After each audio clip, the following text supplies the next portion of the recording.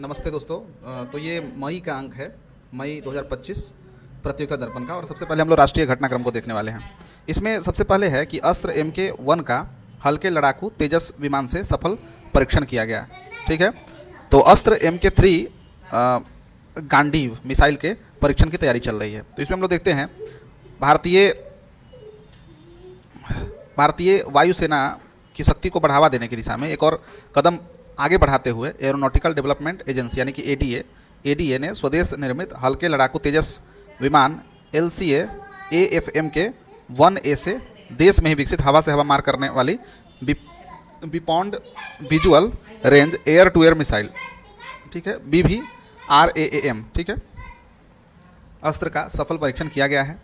ओडिशा के चांदीपुर तट से किए गए इस परीक्षण के तहत अस्त्र मिसाइल ने हवा में उड़ते हुए लक्ष्य को सटीक निशाना बनाया। इस परीक्षण के तहत समस्त प्रणाली ने सफल प्रदर्शन करते हुए मिशन के सभी मापदंड पूरे किए। इससे यह स्पष्ट हो गया कि स्वदेश विकसित यह मिसाइल किसी भी हालत में दुश्मन के विमानों को मार गिराने में सक्षम है। रक्षा मंत्रालय की विज्ञप्ति के अनुसार वायुसेना के बेड़े में पहले से शामिल अस्त्र मिसाइल तेजस MK-1A वेरिएंट के लिए भी पूरी तरह से तैयार है। इसके ताज़ा सफल परीक्षण के पश्चात तेजस विमान की मारक क्षमता में और वृद्धि होगी तथा भारतीय वायुसेना को नया बल मिलेगा। ज्ञातव्य है कि रक्षा अनुसंधान एवं विकास संगठन DRDO द्वारा विकसित अस्त्र मिसाइल का MK-1 संस्करण 100 किलोमीटर से अधिक दूरी तक हवा से हवा में मार करने में सक्षम मिसाइल है। DRDO द्वारा इसके MK-3 संस्करण का विकास भी किया जा चुका है। अस्त्र MK-3 की मारक क्षमता 340 किलोमीटर तक है। इसे अर्जुन के धनुष के नाम पर गांडीव नाम दिया गया है। ठीक है, अस्त्र MK-3 की मारक क्षमता कितनी है? 340 किलोमीटर है। और इसे क्या नाम दिया गया है? तो अर्जुन के धनुष के नाम पर गांडीव नाम दिया गया है। गांडीव मिसाइल 5वीं पीढ़ी तक के लड़ाकू विमानों को भी निशाना बना सकती है। इस बेहद खतरनाक मिसाइल के जमीन से 2 परीक्षण किए जा चुके हैं। शीघ्र ही इसका पहला हवाई परीक्षण किया जा सकता है। अब आगे बढ़ते हैं और दूसरा है कि low level transportable radar Ashwini की स्वदेशी कंपनी से खरीद के लिए रक्षा मंत्रालय का अनुबंध। तो इसे देखिए, भारतीय वायुसेना ने सशक्तिकरण के साथ साथ स्वदेशी रक्षा उत्पादन के मामले में मेक इन इंडिया को बढ़ावा देने की दिशा में एक कदम और बढ़ाते हुए low level transportable radar LLTR की स्वदेशी कंपनी भारत इलेक्ट्रॉनिक्स लिमिटेड यानी कि BEL से खरीद के लिए 2,906 करोड़ का अनुबंध रक्षा मंत्रालय ने मार्च 2025 में किया है। रक्षा अनुसंधान एवं विकास संगठन DRDO ने इलेक्ट्रॉनिक्स एवं रडार विकास प्रतिष्ठान द्वारा स्वदेशी रूप से डिजाइन और विकसित किए गए इस लो लेवल ट्रांसपोर्टेबल रडार को अश्विनी नाम दिया गया है। यह रडार अश्विनी उच्च गति वाले लड़ाकू विमानों से लेकर मानव रहित हवाई यानों व हेलीकॉप्टरों जैसे धीमी गति से चलने वाले लक्ष्यों को ट्रैक करने में सक्षम है। वायुसेना में शामिल किए जाने से उसकी परिचालन क्षमता में काफ़ी वृद्धि होगी। अश्विनी की खरीद के लिए भारत इलेक्ट्रॉनिक्स लिमिटेड के साथ रक्षा मंत्रालय के अनुबंध पर हस्ताक्षर रक्षा सचिव राजेश कुमार सिंह की उपस्थिति में नई दिल्ली में मार्च 2025 को किए गए। इस अनुबंध को विदेशी मूल के उपकरण निर्माताओं पर निर्भरता को कम करके रक्षा उत्पादों के निर्माण में आत्मनिर्भरता प्राप्त करने की दिशा में एक बड़ा कदम रक्षा मंत्रालय की विज्ञप्ति में बताया गया है। अब आगे बढ़ते हैं। तीसरा है कि लॉन्च के बाद भी लक्ष्य बदलने में सक्षम नेवल एंटीशिप मिसाइल का सफल परीक्षण किया गया। तो मिसाइल प्रौद्योगिकी में एक और उपलब्धि हासिल करते हुए भारत ने अपनी तरह की पहली स्वदेशी नेवल एंटीशिप मिसाइल यानी कि short range NASM short range यानी कि NASM का मतलब हुआ naval antiship short missile antiship missile naval antiship missile short range का सफल परीक्षण किया। भारतीय नौसेना के लिए रक्षा अनुसंधान एवं विकास संगठन DRDO द्वारा विकसित इस मिसाइल की खास बात यह है कि एक बार लॉन्च किए जाने के बाद भी अपने लक्ष्य को यह बदल सकती है। रक्षा अनुसंधान एवं विकास संगठन व नौसेना ने संयुक्त रूप से ओडिशा के चांदीपुर स्थित एकीकृत परीक्षण रेंज से इसका सफल परीक्षण 25 फरवरी 2025 को किया गया। नौसेना के 42 BC किंग हेलीकॉप्टर से लॉन्च की गई इस मिसाइल ने छोटे जहाज के टारगेट को सीधे हिट किया। समुद्र की सतह के निकट ही उड़ान भरने वाली इस मिसाइल ने परीक्षण के दौरान मिसाइल की मैन इन लूप विशेषता को सिद्ध कर दिया। इस फीचर के चलते पायलट पूरी उड़ान के दौरान मिसाइल पर नियंत्रण रख सकता है तथा मिसाइल लॉन्च होने के पश्चात पायलट उसमें लगे कैमरे से लाइव फीड देखकर अपने लक्ष्यों को दोबारा चुन सकता है। मिसाइल में 2 तरफा डाटा लिंक सिस्टम है जो पायलट को उड़ान के दौरान मिसाइल को बीच में ही लक्ष्य बदलने में मदद करता है। मिसाइल के सफल परीक्षण के लिए DRDO, भारतीय नौसेना तथा उद्योगों को रक्षा मंत्री राजनाथ सिंह ने बधाई दी है। उन्होंने कहा कि मैन इन लूप सुविधा उड़ान के दौरान मिसाइल को पुनः लक्ष्यीकरण की क्षमता प्रदान करता है। आगे है T-72 टैंकों के लिए रूस से इंजन की खरीद के लिए अनुबंध। T-90 टैंकों के लिए भी उन्नत इंजनों की खरीद की योजना। भारतीय सेना के T-72 टैंक के लिए 1000 HP हॉर्स पावर इंजनों की खरीद के लिए रूस की रोसोबोरोन एक्सपोर्ट ठीक है। रोसोब्रोन एक्सपोर्ट कंपनी के साथ 248 मिलियन डॉलर के सौदे पर रक्षा मंत्रालय ने हस्ताक्षर 7 मार्च 2025 को किए हैं।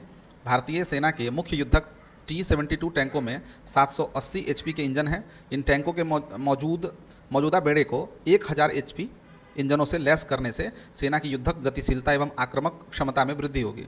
रोसोबोरोन एक्सपोर्ट से खरीदे जाने वाले यह इंजन पूरी तरह से तैयार है तथा असेंबल किए जाने के अर्ध तैयार अवस्था में भी होंगे।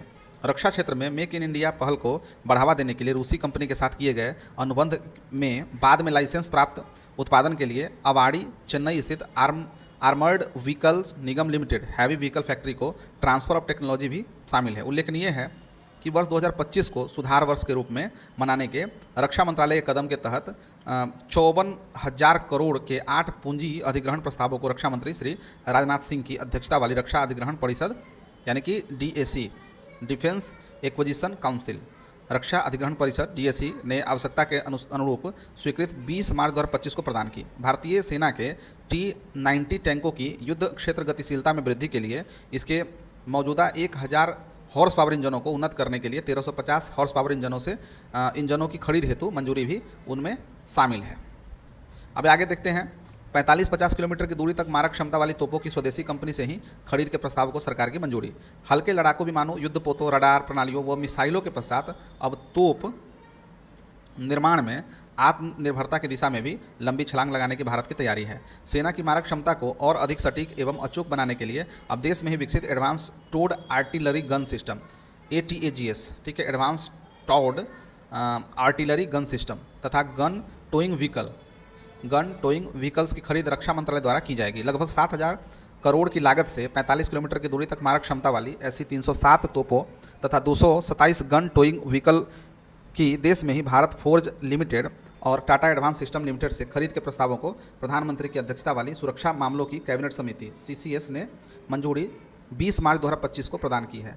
ATAGS स्वदेशी रूप से डिजाइन, विकसित और निर्मित 155 mm की तोप है, ठीक है, 155 मिलीमीटर की तोप है। अत्याधुनिक प्रौद्योगिकी व बेहतर मारक क्षमता के साथ यह स्वदेशी तोप सेना की मारक क्षमता में वृद्धि करेगी। सेना के लिए स्वीडन से खरीदी गई बोफोर्स तोप भी 155 मिलीमीटर की है, किंतु 52 कैलिबर की लंबी बैरल के साथ ATAGS की मारक क्षमता 45 किलोमीटर तक होगी, जबकि बोफोर्स तोपों की मारक क्षमता 29 किलोमीटर तक है।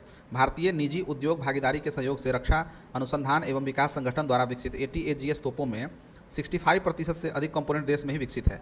यह विकास न केवल भारत के रक्षा उद्योग को मजबूत बनाता है, बल्कि आत्मनिर्भरता की दिशा में कदम बढ़ाते हुए विदेशी आयात पर निर्भरता को भी कम करेगा। साथ ही पूर्णतः स्वदेशी प्रणाली होने के कारण ATAGS तोपों का रखरखाव व इसके लिए पूंजी की आपूर्ति श्रृंखला आसान होगी। आगे है केदारनाथ व हेमकुंड साहिब के लिए रोपवे परियोजना की मंजूरी, ठीक है, केदारनाथ व हेमकुंड साहिब के लिए रोपवे परियोजना की मंजूरी। केदारनाथ उत्तराखंड के रुद्रप्रयाग जिले में तथा हेमकुंड साहिब चमोली जिले में स्थित है। याद रखेंगे, केदारनाथ जो है वो उत्तराखंड के रुद्रप्रयाग जिले में है और हेमकुंड साहिब कहाँ है तो चमोली जिले में स्थित है। दोनों तीर्थ स्थलों के लिए लाखों श्रद्धालु प्रतिवर्ष जाते हैं तथा उनकी यह यात्रा अति दुर्गम होती है। केदारनाथ व हेमकुंड साहिब के लिए श्रद्धालुओं की यात्रा सुगम बनाने के लिए इन दोनों धार्मिक स्थलों के लिए रोपवे निर्माण की सरकार की योजना है। 6,811 करोड़ की अनुमानित लागत से पूरी की जाने वाली इन परियोजनाओं के लिए प्रधानमंत्री श्री नरेंद्र मोदी की अध्यक्षता में केंद्रीय मंत्रिपरिषद की आर्थिक मामलों की समिति ने गत 5 मार्च को मंजूरी प्रदान की है। केदारनाथ के लिए रोपवे 12.9 किलोमीटर लंबा होगा तथा यह सोनप्रयाग से शुरू होगा। यह विश्व का सबसे लंबा रोपवे में से एक होगा, ठीक है, विश्व का सबसे लंबा रोपवे में से एक होगा। इसके तैयार हो जाने के पश्चात तीर्थयात्री सोनप्रयाग से केदारनाथ तक की दूरी जो लगभग 21 किलोमीटर है 60 मिनट में पूरी कर सकेंगे। अभी इसके लिए पैदल यात्रा में 8 से 9 घंटे लगते हैं। इस परियोजना की अनुमानित लागत 4,081.28 करोड़ आकलित की गई है। दूसरी प्रस्तावित हेमकुंड साहिब परियोजना के तहत उत्तराखंड में गोविंद घाट से हेमकुंड साहिब तक 12.4 किलोमीटर लंबा रोपवे का निर्माण किया जाएगा। इसकी पूंजीगत लागत जो है वो 2,730.13 करोड़ रुपए है, अनुमानित है। यह रोपवे 2 खंडों में बनेगा। गोविंद घाट से घाघड़िया 10.55 किलोमीटर तथा घाघड़िया से हेमकुंड साहिब 1.85 किलोमीटर।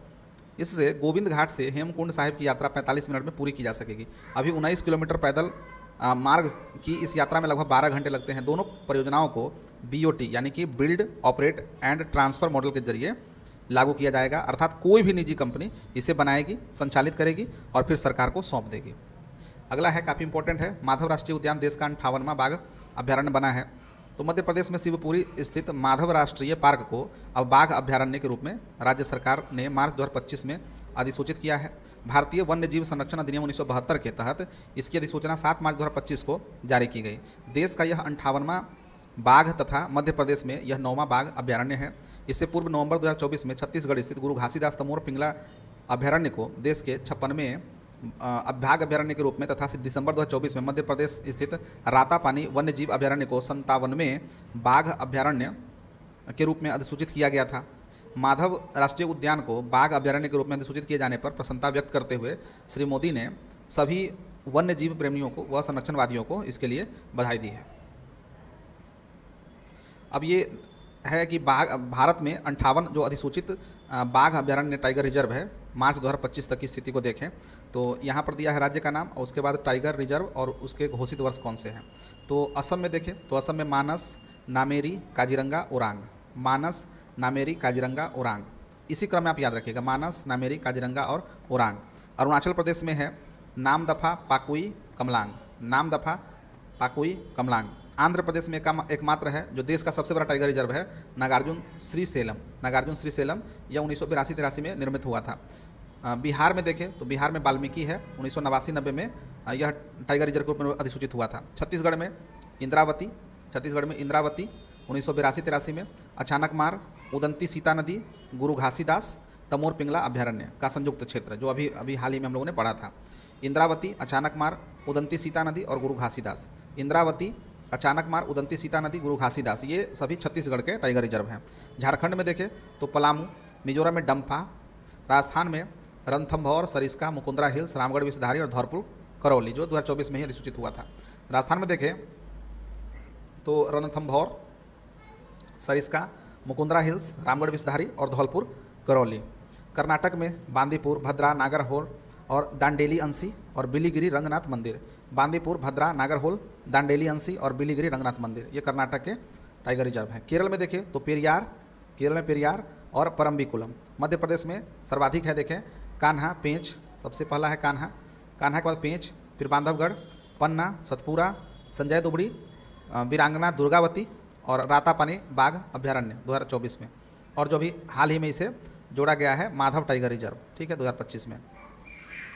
महाराष्ट्र का देखें तो मेलघाट, पेंच, तडोब अंधेरी, सह्याद्री, नवेगांव, नागजीरा और बोर, ये महाराष्ट्र के टाइगर रिजर्व हैं। उत्तर प्रदेश के दुधवा, पीलीभीत, अमानगढ़ और रानीपुर चित्रकूट। उत्तराखंड के जिम कार्बेट, और देश का पहला टाइगर रिजर्व है जिम कार्बेट और राजाजी, ठीक है। पश्चिम बंगाल में सुंदरबन और बुक्सा। तेलंगाना में कवल कहाँ है, तेलंगाना में। उड़ीसा में सिमलीपाल और सतकोसिया, ये उड़ीसा के टाइगर रिजर्व हैं। तमिलनाडु में कालकड़ मुदनथुरई, अन्नामलई, मधुमलाई और सत्यमंगलम और श्रीविल्लीपुत्तूर मेघामलई, ये 5 टाइगर रिजर्व है तमिलनाडु में। देखें तो पहला है कालकड़ मुदनथुरई, दूसरा अन्नामलई, तीसरा मधुमलाई, चौथा सत्यमंगलम, 5वां श्रीविल्लीपुत्तूर मेघामलई। मार्च 2025 में अधिसूचित किए गए देश के 58 में tiger reserve Madhav tiger reserve का कुल क्षेत्रफल 1651.43 वर्ग किलोमीटर तय किया गया है। इसमें 375.28 वर्ग किलोमीटर का कोर क्षेत्र और 1276.15 वर्ग किलोमीटर का बफर क्षेत्र शामिल है। कोर क्षेत्र में आरक्षित वन, संरक्षित वन और राजस्व क्षेत्र को जोड़ा गया है। इसका लोकार्पण मुख्यमंत्री डॉक्टर मोहन यादव ने 10 मार्च को एक नर और एक मादा टाइगर को इसमें छोड़कर किया है। माधव टाइगर रिजर्व की अधिसूचना के पश्चात देश के सभी 58 बाघ अभ्यारण्यों की सूची बॉक्स में प्रदर्शित है, जो हमने पढ़ा था अभी। आगे बढ़ते हैं तो ये काफ़ी इम्पोर्टेंट है। गोवा शिपयार्ड लिमिटेड में निर्माणाधीन विध्वंसक युद्धपोत तवास्व, ये तवास्य, ठीक है, तवास्य का जलावतरण किया गया है। ये तवास्य क्या है? तो रूस से अनुबंधित क्रिवाक श्रेणी के 4 स्टील्थ फ्रिगेट्स के चौथे अंतिम युद्धपोत तवास्य, जो कि गोवा शिपयार्ड लिमिटेड GSL में निर्माणाधीन है, इसका जलावतरण 22 मार्च 2025 को गोवा में किया गया। नौसेना के अधिकारियों व रक्षा राज्य मंत्री संजय सेठ की उपस्थिति में यह जलावतरण श्री सेठ की धर्मपत्नी नीता सेठ ने किया। विभिन्न परीक्षणों के पश्चात यह युद्धपोत 2026 के अंत तक नौसेना को सौंपे जाने की संभावना है। गोवा शिपयार्ड लिमिटेड में निर्माणाधीन 3800 टन से अधिक विस्थापन व जबरदस्त मारक क्षमता वाले इस युद्धपोत तवास्य को यह नाम महाभारत के महाबली भीम की गदा के नाम पर दिया गया है। क्रिवाक श्रेणी के 6 युद्धपोतों के पश्चात 4 और युद्धपोतों के लिए रूस के साथ भारत ने अंतर सरकारी समझौता अक्टूबर 2016 में किया था। इनमें से 2 युद्धपोत तैयार हालत में दिए जाने थे, जबकि 2 का निर्माण रूसी सहायता से गोवा में ही किया जाना था। गोवा में बनने वाले 2 युद्धपोतों का निर्माण के लिए रूस की रोसोबोरोन एक्सपोर्ट के साथ गोवा शिपयार्ड लिमिटेड ने $500 मिलियन के सौदे पर हस्ताक्षर नवंबर 2018 में किए थे तथा भारतीय रक्षा मंत्रालय व GSL के बीच इसके लिए अनुबंध पर हस्ताक्षर जनवरी 2019 में किए गए थे। इन समझौतों के तहत जो 2 युद्धपोत रूस से तैयार हालत में लिए गए हैं, इसमें से पहला है INS तुसील 9 दिसंबर 2024 को रूस में ही कालिनिनग्राद में भारतीय नौसेना को सौंपा गया था। ठीक है, यह आप देखेंगे फरवरी वाले अंक में दिया गया है। तथा युद्धपोत 14 फरवरी 2025 को ही अपने तैनात स्थल कारवार जो है पहुंचा था। इस श्रेणी का दूसरा युद्धपोत तमाल जून 2025 में भारतीय नौसेना को सौंपे जाने की संभावना है। इस श्रृंखला के तीसरे गोवा शिपयार्ड में बनने वाले युद्धपोत त्रिपुट का जलावतरण जुलाई 2024 में हुआ था तथा दूसरा युद्धपोत तवास्य का जलावतरण अब मार्च 2025 में हुआ है। इनमें पहला त्रिपुट अगले वर्ष 2026 में तथा दूसरा तवास्य उसके 6 महीने के पश्चात नौसेना को सौंपे जाने की संभावना है। इन चारों युद्धपोतों में यूक्रेन में निर्मित इंजन लगाए गए हैं तथा यह चारों स्टील्थ तकनीक से लैस है, जिससे इसकी पहचान मुश्किल होती है। गोवा शिपयार्ड में निर्माणाधीन तवास्य युद्धपोत में 56% से अधिक स्वदेशी कलपुर्जे लगाए गए हैं तथा ब्रह्मोस मिसाइल, टारपीडो लॉन्चर व अन्य आधुनिक नियंत्रण प्रणालियों से लैस होने के कारण इसकी युद्धक क्षमता और भी अधिक खतरनाक होगी। वस्तुतः गोवा में बनने वाले इन दोनों युद्धपोतों को पानी की सतह, पानी के नीचे व हवाई युद्ध अभियानों के दौरान सफलता के साथ तबाही मचाने के लिए डिजाइन किया गया है। और अब एक और इम्पोर्टेंट भाग हम लोग पढ़े तो इसमें दिया है कि अंतरिक्ष में 2 उपग्रहों की डॉकिंग के पश्चात उसकी अनडॉकिंग में भी इसरो को सफलता मिली है। ये मिशन कौन सा है? तो स्पेसडेक्स मिशन है। तो डॉकिंग अनडॉकिंग सफल रही। इसे पढ़ते हैं।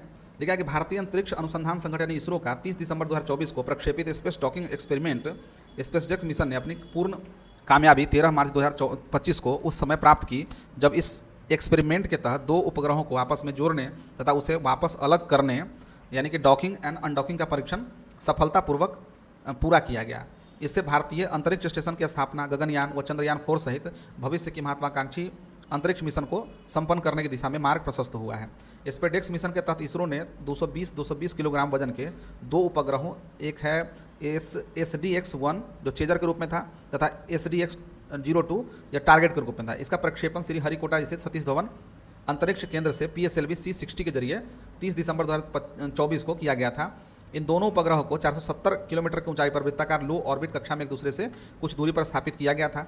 इस मिशन के तहत पहले दोनों उपग्रहों को एक साथ डॉकिंग करनी थी, जिसके पश्चात इसकी अनडॉकिंग करनी थी। इस परीक्षण का डॉकिंग का चरण 16 जनवरी 2025 को पूरा करने में सफलता इसरो ने प्राप्त की थी। इस परीक्षण के अगले चरण में दोनों उपग्रहों की अनडॉकिंग 13 मार्च 2025 को संपन्न की गई थी। अनडॉकिंग एक दूसरे से अलग करने की बात हो रही है। तो अनडॉकिंग के पश्चात दोनों उपग्रह SDX-01 जो चेजर है और SDX-02 जो टारगेट है अब स्वतंत्र रूप से वृत्ताकार कक्षा में पृथ्वी का चक्कर लगा रहे हैं। अनडॉकिंग की उपलब्धि हासिल करने के पश्चात इन उपग्रहों के साथ कुछ अन्य प्रयोग करने की इसरो की योजना है। स्पेसडेक्स मिशन की कामयाबी भारत के भावी अंतरिक्ष कार्यक्रमों के लिए अत्यंत महत्वपूर्ण है। भविष्य में चंद्रमा के नमूने लाने, गगनयान मिशन के तहत अंतरिक्ष यात्री भेजने तथा अपना स्वयं का अंतरिक्ष स्टेशन स्थापित करने के लिए डॉकिंग व अनडॉकिंग की विशेषज्ञता आवश्यक होगी। तो अगला देखें, 2024-25 के लिए महिलाओं की सीनियर क्रिकेट टीम हेतु 16 खिलाड़ी जो है अनुबंधित की गई है। तो भारतीय क्रिकेट कंट्रोल बोर्ड BCCI ने भारत की महिलाओं की सीनियर टीम के लिए 2024-25 के लिए 1 अक्टूबर 2024 से लेकर 30 सितंबर 2025 के लिए वार्षिक कॉन्ट्रैक्ट की घोषणा 24 मार्च 2025 को की है। महिलाओं की सीनियर टीम के लिए इस वर्ष के लिए 16 खिलाड़ियों के लिए अनुबंध की घोषणा BCCI ने की है। पिछले वर्ष 2023-24 के लिए 17 महिला खिलाड़ियों को कॉन्ट्रैक्ट में शामिल किया गया था। तो 2024-25 के लिए जिन 16 खिलाड़ियों को अनुबंधित किया गया है उनमें से 3 को A ग्रेड, 4 को B ग्रेड तथा 9 खिलाड़ियों को C ग्रेड में अनुबंधित किया गया है। A ग्रेड में 50-50 लाख रुपए, B ग्रेड में 30-30 लाख रुपए और C ग्रेड में 10-10 लाख की सालाना राशि महिला क्रिकेटर्स को प्रदान की जाती है। पुरुष खिलाड़ियों के लिए 4 श्रेणियों में सालाना कॉन्ट्रैक्ट BCCI द्वारा किया जाता है तथा इन खिलाड़ियों को A+ ग्रेड में 7-7 करोड़, A ग्रेड में 5-5 करोड़, B ग्रेड में 3-3 करोड़ तथा सी ग्रेड में 1-1 करोड़ सालाना अनुबंध के तहत प्राप्त होते हैं। 2024-25 के लिए सीनियर महिला टीम के लिए जिन 3 खिलाड़ियों को 1 ग्रेड अनुबंध दिया गया है उनमें से है हरमनप्रीत कौर, ठीक है, हरमनप्रीत कौर है उनमें से। और उसके बाद स्मृति मंधाना और दीप्ति शर्मा शामिल है। एक ए ग्रेड में 23-24 में के लिए भी यही 3 खिलाड़ी अनुबंधित थी, ठीक है। उसके बाद बी ग्रेड में 4 खिलाड़ियों में इसमें है रेणुका ठाकुर, जमुना रोड्रिक्स है, ऋचा घोष है, वो शेफाली वर्मा है। इनको 2024-25 के लिए बीसीसीआई ने अनुबंधित किया है। पिछले वर्ष ग्रेड बी में शामिल रही राजेश्वरी गायकवाड़ अपना यह कॉन्ट्रैक्ट बरकरार नहीं रख सकी, ठीक है। 2024-25 के लिए सी ग्रेड में अनुबंधित 9 खिलाड़ी हैं, यास्तिका भाटिया, राधा यादव, श्रेयांका पाटिल, तितास साधु, अरुंधति रेड्डी, अमनजोत कौर, उमा क्षेत्री, स्नेह राणा व पूजा वस्त्रकार शामिल है इसमें। इनमें श्रेयंका पाटिल और तितास साधु, अरुंधति रेड्डी, अमनजोत कौर व उमा छेत्री को पहली बार अनुबंधित खिलाड़ियों में स्थान मिला है। वही राजेश्वरी गायकवाड़ के अतिरिक्त हरलीन देओल, सबमी नेनी मेघना सिंह, देविका वैद्य और अंजलि सरबानी भी अपना कॉन्ट्रैक्ट नहीं बचा सकी। यह पंक्तियां लिखे जाने तक पुरुष खिलाड़ियों के लिए 2024-25 के लिए अनुबंध बीसीसीआई द्वारा जारी नहीं किए गए थे। पिछले वर्ष 2023-24 के लिए 30 खिलाड़ियों को बीसीसीआई ने अनुबंधित किया था। इनमें से 4 खिलाड़ी A+ ग्रेड में, 6 जो है A ग्रेड में, 5 B ग्रेड में तथा 15 खिलाड़ी जो है C ग्रेड में अनुबंधित किए गए थे। आगे बढ़ते हैं। अब है कि 1 दशक में इसरो द्वारा 393 विदेशी उपग्रहों का प्रक्षेपण किया गया। तो अंतरिक्ष क्षेत्र में विशिष्ट उपलब्धियां हासिल करने के साथ साथ इस क्षेत्र में व्यावसायिक सफलताएं भी भारतीय अंतरिक्ष अनुसंधान संगठन यानी इसरो ने प्राप्त की हैं। इस संबंध में जानकारी देते हुए अंतरिक्ष विभाग द्वारा गत 15 मार्च को, ठीक है, गत 15 मार्च को ये लोकसभा में बताया गया कि जनवरी 2015 से दिसंबर 2024 तक 10 वर्षों की अवधि में 393 विदेशी उपग्रह व 3 भारतीय ग्राहक सैटेलाइट का अंतरिक्ष में प्रक्षेपण इसरो द्वारा किया गया है। इनके अतिरिक्त भारतीय उपभोक्ताओं के 3 उपग्रह भी व्यावसायिक आधार पर अंतरिक्ष में स्थापित किए गए हैं। यह व्यावसायिक प्रक्षेपण स्वदेशी प्रक्षेपण यानों PSLV, LVM-3 तथा SSLV प्रक्षेपण यानों के जरिए किए गए तथा इनसे $143 मिलियन विदेशी मुद्रा प्राप्त हुई है।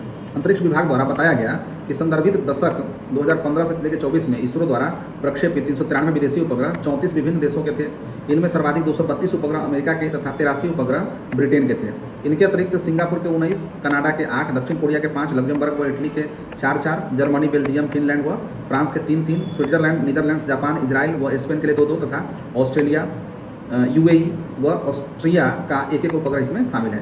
ज्ञातव्य है कि छोटे उपग्रहों को प्रक्षेपण बाजार में अपनी मजबूत उपस्थिति दर्ज करने के लिए ही लघु उपग्रह प्रक्षेपण यानी कि SSLV small satellite launch vehicle का विकास इसरो द्वारा किया गया है। इसके जरिए 500 किलोग्राम तक के वजन वाले उपग्रहों को कम लागत पर ही निचली कक्षा में स्थापित किया जा सकता है। अब हम लोग देखते हैं कि बजट देख लेते हैं। इसमें है बिहार बजट, ठीक है।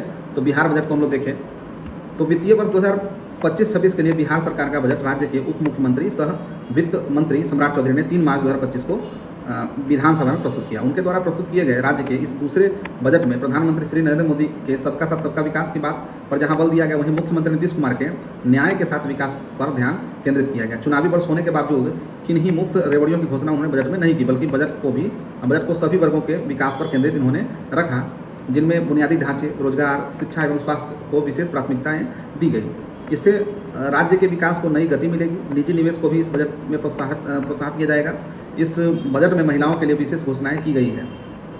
3,16,895.02 करोड़ का यह बजट राज्य सरकार के लिए अब तक का सबसे बड़ा बजट है, जिसमें 1,16,750 करोड़ का प्रावधान है योजना मद में, ठीक है। स्कीम व्यय कितना होगा तो 1,16,750 करोड़ का केवल स्कीम व्यय है तथा 2,135 करोड़ जो है वो गैर योजना मद के लिए है, ठीक है। आप इस तरह से आप देख सकते हैं। इसमें देखिए, आप एक बार यहाँ देख लीजिए। इसमें क्या है कि जब बजट पेश किए जाते हैं तो इसमें 4 तरह के आंकड़े हम लोग देखते हैं, ठीक है। तो एक तो 2023-24 के वास्तविक आंकड़े, 2024-25 के बजट अनुमान, 2024-25 के लिए पुनरीक्षित अनुमान और 2025-26 के बजट अनुमान, ठीक है। तो ये 4 आंकड़े हम लोगों को प्राप्त होते हैं। याद रखें, जो वास्तविक आंकड़ा प्राप्त होते हैं वो 23-24 के लिए, ठीक है। 24-25 के लिए क्या होता है, बजट अनुमान और पुनरीक्षित अनुमान, और 2025-26 के लिए बजट अनुमान हमें उसके डाटा प्राप्त होते हैं। तो इसमें आप देखें तो राजस्व प्राप्तियाँ जो है, राजस्व प्राप्तियाँ बजट अनुमान में कितना है, बजट अनुमान में 2,60,831.44 करोड़ रुपये। तो इस तरह से है। पूंजीगत प्राप्तियाँ हैं, मैं बजट पढ़ रहा हूँ, ध्यान दीजिएगा। पूंजीगत प्राप्तियाँ हैं 56,263.19 करोड़। इसके बाद कुल प्राप्तियां दोनों को जोड़ के देखें 3,17,094.63 करोड़ रुपए, जिसमें स्थापना और प्रतिबद्ध व्यय पर खर्च कितने होंगे तो 2,135.42 करोड़ रुपए। और स्कीम पर कितने खर्च होने हैं तो स्कीम पर खर्च होने हैं 1,16,759.60 करोड़ रुपए। और कुल व्यय की बात की जाए, इसमें से दिया गया है कुछ वार्षिक स्कीम जो है उसमें है 1,16,750 और बाकी के जो 9.60 करोड़ रुपए है वह केंद्रीय क्षेत्र स्कीम जो है उस पर खर्च किए जाएंगे। कुल व्यय की बात करें तो दोनों स्कीम और गैर स्कीम मिला करके तो 3,16,895.02 करोड़, यानी कि कुल जो बजट का साइज है उतना। इसके बाद इसमें जो दिया गया है वो राजस्व घाटा या राजस्व बचत जो भी है, तो इसमें देखिए राजस्व बचत का जो है यह बजट पेश किया गया है तो -8,831.18 करोड़ रुपए, ठीक है। राजकोषीय घाटा कितना है 32,718.31 करोड़ रुपए। प्राथमिक घाटा कितना है तो 9704 यानी कि 9,704.37 करोड़ रुपए। जीडीपी अगर आधार वर्ष 2011-12 के हिसाब से देखें तो जीएसडीपी देखें, जीएसडीपी कितना है तो कितना है 10 लाख, देखिए 10,97,264, ठीक है, 10,97,264 करोड़ रुपए। राजस्व घाटा या सकल राजकोषीय घाटा देखें तो -26.99% है। सकल राजकोषीय घाटा या जीएसडीपी 2.98% और ब्याज भुगतान कुल राजस्व प्राप्ति देखें तो 8.82 है। तो अब हम लोग इसे विस्तारपूर्वक देखें तो प्राप्तियों एवं व्यय का समायोजन देखें तो वित्तीय वर्ष 2025-26 के दौरान राज्य सरकार का कुल जो व्यय है वो 3,16,895.02 करोड़ बजट में अनुमानित है। इसमें 2,135.42 करोड़ रुपए कुल व्यय है। इसमें क्या है कुल व्यय तथा 1,16,750 करोड़ स्कीम व्यय है, ठीक है। कुल व्यय में जो गैर स्कीम व्यय है 2,135 और 1,16,750 क्या है ये स्कीम व्यय है। तो 24-25 के बजट में कुल व्यय अनुमान 2,78,725.72 करोड़ की तुलना में 38,169 करोड़ जो है वो अधिक है, ठीक है। वो पिछले बजट की तुलना में देखा जाए तो कितना अधिक है तो 38,169.3 करोड़ रुपए यानी कि 13.69% अधिक है। 2025-26 में कुल प्रस्तावित व्यय की स्कीम व्यय 36.8% तथा स्थापना एवं प्रतिबद्ध व्यय 63.2% प्रस्तावित है। जो आप ऊपर जो आपने देखा कि 1,16,750.6 करोड़ रुपए है वो आपका जो कितना प्रतिशत है वह 36.8% है। और प्रतिबद्ध व्यय स्थापना एवं प्रतिबद्ध व्यय कितना है तो 63.2% प्रस्तावित है। 2025-26 में कुल पूंजीगत व्यय 64,894.76 करोड़ अनुमानित है, जो कुल प्रस्तावित व्यय का 20.48% है। बजट में 2025-26 में कुल राजस्व व्यय 2,52,026 करोड़ रुपए अनुमानित है, जो कुल प्रस्तावित व्यय का 79.52% है। तथा पूर्व वर्ष 2024-25 के राजस्व व्यय यानी कि बजट अनुमान 2,25,677 करोड़ से 26,323.26 करोड़ अधिक है। राजस्व व्यय में 23,013.94 करोड़ ब्याज भुगतान हेतु है, ठीक है। 2025-26 में कुल राजस्व प्राप्तियाँ 2,60,831.44 करोड़ अनुमानित है, जिनमें से 1,98,035.85 करोड़ कर राजस्व होगा। 2025-26 में राज्य सरकार के 1,98,035.85 करोड़ के कर राजस्व में राज्य के अपने स्रोतों से कर राजस्व के रूप में 59,520 करोड़ तथा 1,38,515.85 केंद्रीय करोड़ में से राज्यों के हिस्से के रूप में प्राप्त होने का अनुमान है। वित्तीय वर्ष 2025-26 में 55,737.79 करोड़ ऋण लिए जाने का प्रस्ताव है। राजस्व घाटा, राजकोषीय घाटा व प्राथमिक घाटा देखें तो प्राप्तियों एवं व्यय के उपयुक्त अनुमानों के चलते 2025-26 में राज्य सरकार का राजस्व घाटा क्या होता है, राजस्व व्यय में से राजस्व प्राप्ति घटाते हैं तो यह -8,831.18 करोड़ रुपये अर्थात राजस्व खाते में 8,831.18 करोड़ का आधिक्य रहने का अनुमान है। संशोधित आकलन के अनुसार पूर्व वर्ष 2024-25 में राजस्व घाटा 36,738.62 करोड़ रहा था। 2025-26 में राजकोषीय घाटा देखें तो 32,718.31 करोड़ बजट में अनुमानित किया गया है, जो जीएसडीपी के 2.98% होगा तथा एफआरबीएम अधिनियम से निर्धारित सीमा के भीतर ही ये रहेगा। पूर्व वर्ष 2024-25 में राजकोषीय घाटा जीएसडीपी का 2.98% रहने का लक्ष्य बजट में था, किंतु संशोधित आंकड़ों में यह 9.20% अनुमानित किया गया है। प्राथमिक घाटा 2025-26 में 9,704.37 करोड़ रहने का बजट में अनुमान है। अन्य महत्वपूर्ण बजटीय घोषणा में देखें तो बजट में किसी नए कर का प्रस्ताव नहीं है 2025-26 के दौरान राज्य सरकार का कुल प्रस्तावित व्यय 316,895.02 करोड़ रुपए है तथा स्कीम व्यय इसमें कितना है तो 1,16,759.6260 करोड़ रुपए है। पूंजीगत व्यय 64,894.76 करोड़ रुपए है जो कुल व्यय का 20.48% है। मुख्यमंत्री नीतीश कुमार द्वारा 2020 में घोषित 7 निश्चय पार्ट 2 को जारी रखते हुए इस बजट में 5,972 करोड़ का प्रावधान किया गया है। फिर उसके बाद देखें बाबा हरिहर नाथ, इसमें देखते हैं कि बाबा हरिहर नाथ मंदिर क्षेत्र को काशी विश्वनाथ कॉरिडोर के तर्ज पर विकसित करने की योजना है। राज्य में पहली बार ग्रीन डेवलपमेंट फंड की घोषणा की गई है। इसके लिए प्रारंभिक सीड फंडिंग के लिए 25 करोड़ का निवेश राज्य सरकार द्वारा किया जाएगा। हवाई यात्रा को प्रोत्साहन देने के लिए पूर्णिया, राजगीर, सुल्तानगंज और रक्सौल में हवाई अड्डे विकसित करने की योजना है। पूर्णिया से उड़ानें शीघ्र प्रारंभ होगी।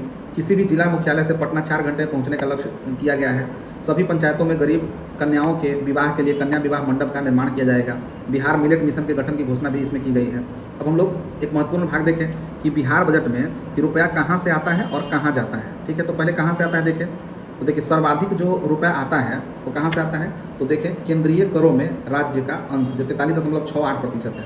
केंद्रीय करों में राज्य का अंश 43.68% है। ये वाला भाग जो है ये इतना भाग 43.68% जो है वह कहाँ से प्राप्त होता है तो केंद्रीय करों में राज्य के अंश से प्राप्त होता है। दूसरे स्थान पर देखें तो राज्य सरकार के कर राजस्व है। ठीक है, राज्य सरकार का कर राजस्व है 18.77% राज्य सरकार के कर राजस्व। इसके बाद देखें तो लोक ऋण 17.58% लोक ऋण से प्राप्त होता है। इसके बाद केंद्र सरकार से सहायता अनुमान जो दिया जाता है 17.21% जो है वो केंद्र सरकार से सहायता अनुदान दिए जाते हैं। इसके बाद है राज्य का कर भिन्न राजस्व 2.59 जो है इतना प्रतिशत प्राप्त होता है। इसके बाद है ऋणों की वसूली देखें तो 0.17 जो है ऋणों की वसूली की जाती है। तो इस प्रकार से रुपया आता है। अब देखिए रुपया जाता कहाँ है तो सर्वाधिक जो रुपये जाने के लिए है वो सामाजिक सेवा में 39.80% जो है ये सामाजिक सेवाओं में जाएंगी। इसके बाद दूसरे स्थान पर देखें तो दूसरे स्थान पर आपका है सामान्य सेवा जो कि 28.94% है सामान्य सेवाओं में। ठीक है, तीसरे स्थान पर देखें तो आर्थिक सेवा है इसमें कि 23.58% है आर्थिक सेवाओं में खर्च। इसके बाद लोक ऋण की वापसी देखें तो 7.20 जो है लोक ऋण की वापसी है और सहायता अनुदान और अंशदान की बात करें तो 0.01% है। तो इस प्रकार से रुपए जाने के प्रावधान है। आगे हम लोग कुछ और देखें, ये थोड़ा सा दिया गया है। देखें कि गुड़ के लिए पूसा समस्तीपुर में सेंटर ऑफ एक्सीलेंस बनेगा। बेगूसराय में कैंसर हॉस्पिटल स्थापित होगा। साथ ही सभी जिलों में पीपीपी मोड पर मेडिकल कॉलेज व डेंटल कॉलेज खोले जाएंगे। SC/ST वर्ग के बच्चों की छात्रवृत्ति दोगुना करने की घोषणा है। महिलाओं के लिए शुरू की जाने वाली पिंक बस सेवा के परिचालक व यात्री सभी महिलाएं होंगी। तो इस प्रकार से हम लोगों ने बिहार बजट को पढ़ा और साथ ही जो हम लोग का जो राष्ट्रीय वाला भाग था राष्ट्रीय वो समाप्त होता है। अब हम लोग आगे देखेंगे अंतर्राष्ट्रीय घटनाक्रम।